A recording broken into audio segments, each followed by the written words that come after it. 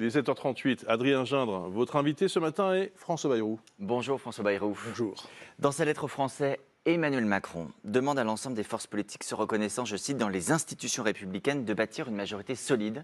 Depuis hier après-midi, on a entendu le refus de Laurent Wauquiez, le refus d'Olivier Faure, le refus de Marine Tondelier, LR, socialiste écologiste. Au moins c'est clair, l'idée du président est morte et enterrée.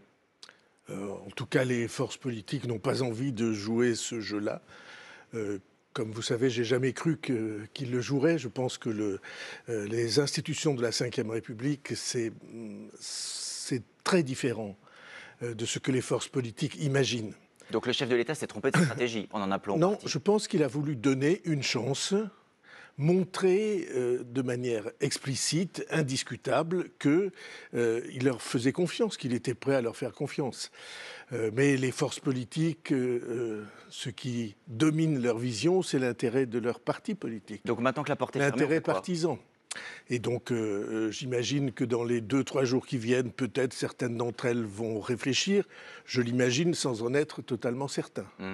Et donc, après, on va revenir à ce qu'est la logique de nos institutions. C'est-à-dire d'abord nommer le Premier ministre, en fait, choisir le Premier ministre. Et peut-être on peut expliquer ça. Lorsque le général de Gaulle a créé ces institutions, il les a créées après avoir été pendant toute une année avec les forces politiques et avoir constaté qu'en dépit de la résistance, en dépit de la France libre, chacun était revenu à sa logique de parti. Et donc chacun jouait le jeu de son parti. Et le général de Gaulle a quitté le pouvoir en disant « je ne peux pas ». Je ne peux pas continuer à redresser un pays dont les représentants, les forces politiques, refusent de s'entendre entre elles et refusent de mettre en premier l'intérêt national. Vous voyez bien ce qui est en train de se passer. Pour une conclusion pour aujourd'hui, ça veut dire qu'on nomme un Premier ministre pour vous et c'est au Premier ministre de composer. Pour moi, c'est exactement ça. Parce qu'aujourd'hui, vous avez la gauche qui dit... nous vous donnons l'ordre de nommer un Premier ministre de gauche. Puis la droite dit, il faut que vous nommiez un Premier ministre de droite. Je n'exagère rien, je traduis simplement ce que chaque force politique veut dire. Et donc il faut en revenir à la logique que je crois la bonne, la logique institutionnelle, c'est-à-dire que le président de la République devra nommer un Premier ministre. Et ce Premier ministre-là, il lui reviendra de composer un gouvernement qui représentera, avec des personnalités fortes, d'expérience, avec des personnalités qui se respectent entre elles, un gouvernement dans lequel chacun pourra retrouver une part de sa sensibilité. Mais j'imagine que vous l'avez dit au chef de l'État, ça.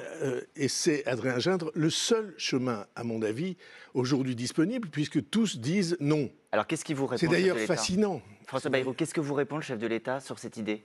Je pense que le chef de l'État, d'abord, il est au sommet de l'OTAN aux États-Unis. Et il réfléchit, mais je suis, moi, certain de ça. Il y a quelque chose de fascinant depuis cette élection. C'est une élection dans laquelle la question posée était est-ce que vous voulez une majorité absolue du Rassemblement national, de l'extrême droite? Et les Français ont répondu massivement non. Mais il n'y a pas de vainqueur.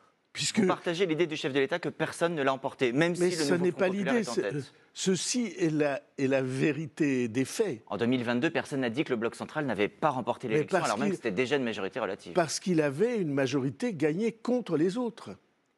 Là, vous aviez les deux forces qui disaient il faut écarter le Rassemblement national, et elles n'étaient pas concurrentes entre elles, elles étaient alliées. Mais alors, donc, quelle conclusion vous en tirez? Est-ce qu'il doit y avoir une alliance avec ce nouveau Front populaire, avec cette gauche qui, comme vous, a voulu faire barrage au RN? Laissez-moi expliquer ça. Le nouveau Front populaire, ce sont des élus qui, pour tous, ont reçu les voix des électeurs du centre. Et les élus du centre, ils ont tous reçu les voix de la gauche. Et LR a reçu, pour l'immense majorité de ses élus, les voix des deux autres forces. Alors qu'est-ce qu'on nous raconte? Ce n'était pas une compétition des uns contre les autres.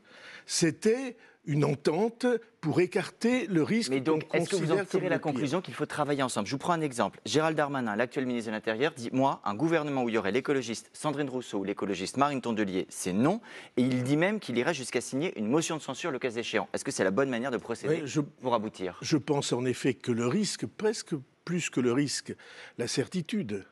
C'est que si vous avez des gouvernements avec des personnalités qui ont eu des attitudes très agressives ou très exclusives, avec des programmes qui sont insupportables ou qui sont tellement loin de la réalité, non, c'est le cas de l'ensemble du programme de ces forces qui ont été très influencées par LFI. Comme vous savez. Et donc, oui, le risque, c'est la censure immédiate. Et ce n'est pas du tout ce qu'il faut faire. Donc vous aussi, vous excluez un gouvernement où il y aurait les écologistes Sandrine Rousseau, Marine Tondelier? Non, je n'exclus rien parce que ma démarche n'est pas celle-là. Je ne pense pas que ce soit dans les confrontations de forces politiques, de partis politiques, qu'on puisse trouver la réponse à la question qui se pose aujourd'hui au pays. On a des problèmes immenses devant nous. On vient de vivre une crise qui a été un révélateur de choses extrêmement profondes. Et il faut sortir de la logique d'affrontement pour entrer dans une logique de rassemblement. Oui, mais enfin, il y a quand même des étiquettes politiques. Par exemple, la France Insoumise, François Bayrou. Est-ce qu'un Premier ministre choisi par le chef de l'État pourrait ensuite choisir des personnalités de la France Insoumise pour rejoindre cette équipe? Je ne sais pas ce que vous voulez dire par des personnalités de la France Insoumise. Laissez-moi vous expliquer comment je vois les choses en 2 phrases. Les courants politiques, ce sont des grandes sensibilités du pays qui viennent depuis des années et des décennies. Il y a dans ces sensibilités des personnalités qui ont de l'expérience, qui sont animées d'intérêt général et qui sont compatibles entre elles. Et vous pensez à qui? Non, je ne donne pas de nom parce que on voit pas du tout. Je ne suis pas en train de former le gouvernement. C'est pas parce que vous ne voyez pas, Adrien Gindre, que ça n'existe pas. Ah oui, mais vous pouvez nous aider à voir. Et donc, c'est très mais est-ce qu'on n'est pas là, François? C'est théoriquement très séduisant ce que vous dites. Oui. Est-ce qu'on n'est pas un peu loin, malheureusement, de la réalité des partis? Il y a des groupes qui sont structurés à l'Assemblée, il y a des positions d'hostilité. Il faudra bien que ce gouvernement recueille un soutien à l'Assemblée des partis et des groupes politiques. Exactement. Et je suis persuadé que cela est possible. Je pense qu'il faudrait que ça ne traîne pas trop. Je ne suis pas sûr du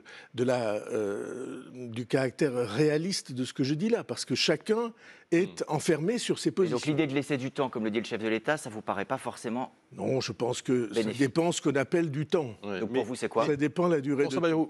Si je résume, c'est intéressant ce que vous dites ce matin. Vous dites, il faut finalement qu'il y ait un Premier ministre qui soit nommé et qui fasse ce boulot-là de créer une coalition. C'est ce que 2, je crois. si je comprends bien aussi, vous dites qu'il faut une personnalité qui soit un peu au-dessus de tout ça. Est-ce que ça doit être une personnalité, au fond, qui n'a pas véritablement d'étiquette politique? Est-ce que vous croyez à ce profil-là, ou est-ce que ça, c'est une utopie et ça n'existe pas? Si ce profil existe, mais moi je ne crois pas qu'il existe de personnalité qui n'ait pas d'identité politique. Donc il faut que ce soit quelqu'un, j'allais dire, de centriste? Oui, non. Central? C'est beaucoup mieux, comme vous savez. Quand vous avez des forces qui... Voire modem, nous. Quand vous avez des forces qui sont décidées à s'affronter, bien qu'ayant fait campagne ensemble, c'est pour ça que c'est complètement, le moment est pour les Français, j'en suis sûr, complètement étrange. Il faut qu'il y ait des personnalités qui acceptent de dépasser leur identité politique pour que l'intérêt national soit pris en charge. J'ajoute que, à mes yeux, ces personnalités, elles doivent être marquées d'expérience, elles doivent avoir traversé des tempêtes, elles doivent savoir ce qui arrive dans une crise. Vous pouvez définir votre portrait robot? Non, je ne fais pas mon portrait robot. Moi, je suis là... Il n'y a pas de mal. Adrien, je suis là pour aider. Si je peux, d'une manière ou d'une autre, aider à sortir de cette impasse dans laquelle on se trouve, qui va finir par devenir un peu lassante pour les Français. Moi, il y a eu 1 mois et demi, 2 mois d'événements extrêmement marquants, de coups de grisou et de tremblements de terre dans la société politique française. Des gens ont arraché leurs masques pour révéler qu'en réalité, ils pensaient le contraire de ce qu'ils disaient. Et les Français ont tranché en écartant les extrêmes. Maintenant, il faut que tous ceux qui ont aidé à écarter les extrêmes acceptent de renoncer à leurs oukases, à leurs injonctions, à leurs lignes rouges, comme ils disent, en disant « nous ne venons que si on applique notre programme ». Et si c'est quelqu'un de chez nous, tout ça est absurde. Et donc la seule possibilité, c'est qu'on réussisse ou on propose un rassemblement. Et on verra à l'Assemblée nationale ce qui se passera. Et si on vous le propose, vous dites oui? Je suis là pour aider de toutes les manières possibles. C'est une façon, de dire oui. Je n'exclus aucune manière possible d'aider à ce type de rassemblement. Bien. Car si ce rassemblement n'a pas lieu, alors il y aura parmi les Français, parmi les citoyens, un ressentiment très grand à l'égard de toutes les forces politiques. Merci beaucoup François Bayrou.